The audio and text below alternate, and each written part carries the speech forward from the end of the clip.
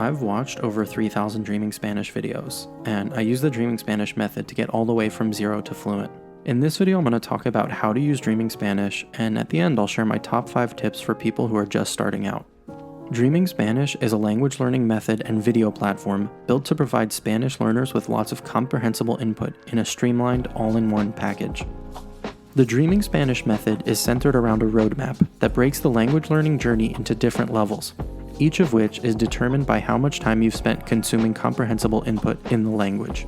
The roadmap goes from level 1, or 0 hours spent with Spanish, all the way to level 7, which you complete at 1,500 hours. By the end of the roadmap, you will be at a point of fluency in the language where you can comfortably consume native level content and can converse with native speakers.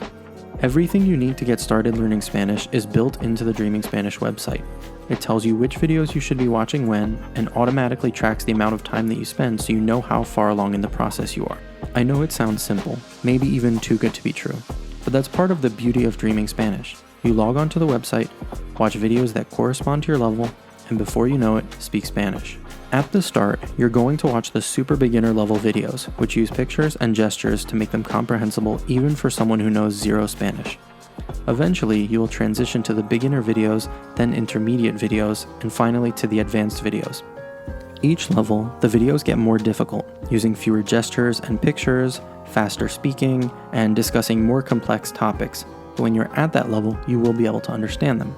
And by the time you're watching the advanced videos, you will also be able to comfortably use TV shows, movies, and other types of content intended for native speakers as your comprehensible input.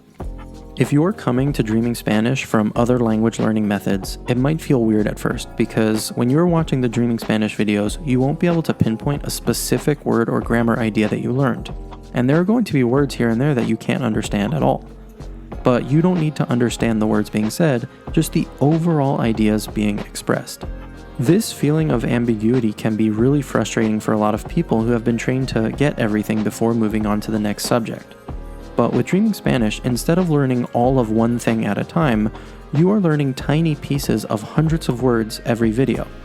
And each time you encounter a word in a new context, you will be developing a slightly clearer picture of what it means and how it's used. Over time, you will subconsciously absorb all of the vocabulary, grammar, and pronunciation you need, and will develop an intuitive understanding of the language, to the point where it will feel weird to think that there was ever a time you couldn't understand it, and your ability to speak will naturally emerge. If you want to strictly follow the Dreaming Spanish method, you should not use subtitles when watching videos, you should never look up words in the dictionary, and you should never study vocabulary or grammar. You are also not supposed to be dissecting the language or trying to translate it to English as you hear it. Rather, you should just be focusing on enjoying the content. If a video is too difficult for you to follow along with, Dreaming Spanish recommends you simply find an easier video and save that one for later. For the first 600 hours, there are only 2 things that the Dreaming Spanish method recommends you do. The first is watch and listen to the super beginner, and then intermediate videos.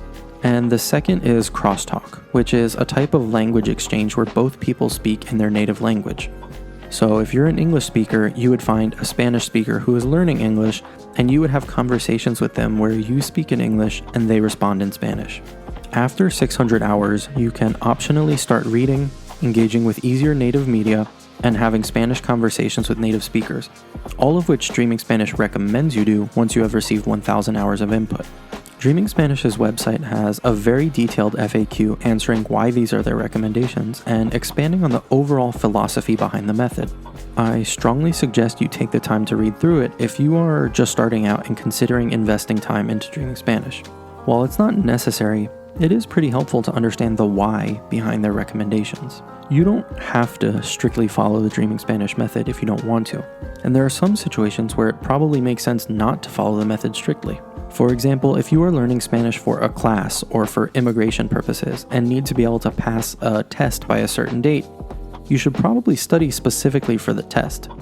You should absolutely use Dreaming Spanish as a supplement, but you should do what you need to do to pass the test, even if that requires breaking some of the Dreaming Spanish rules about studying grammar and vocabulary. Additionally, the Dreaming Spanish videos are core to the method, so if you can't sit through them, it's going to be impossible to make much progress.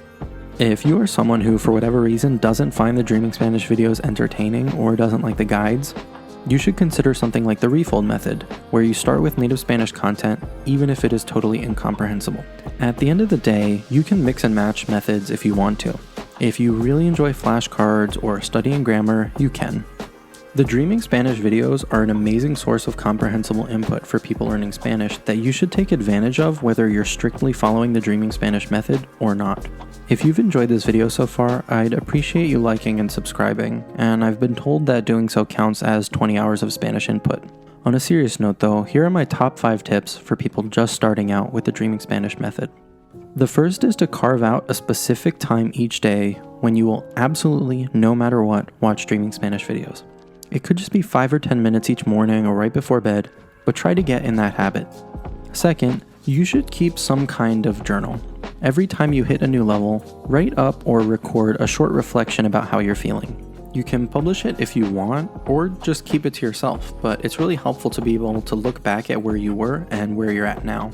Another way you can do this is to pick a piece of content that is way above your level, like an advanced video or an episode of a Mexican TV show, and rewatch it occasionally, maybe every few hundred hours. You will be absolutely amazed at how much of a difference there is in your abilities each time you do this. I did this with Avatar: The Last Airbender, watching it at 500, 1000, 1500, and 2000 hours, and it was so motivating to see how I went from barely understanding it to be able to understand it as if it were English. The third tip is to not worry. I know it sounds cliche, but along the way, you will experience ups and downs where one day you feel great, but then the next it feels like you're going backwards and everything is harder than it used to be. Just trust the process. It works, your brain will figure it out. The fourth tip is to make Dreaming Spanish your browser start page on your computer and phone, so that whenever you open up a new tab or window, you are greeted by the Dreaming Spanish website.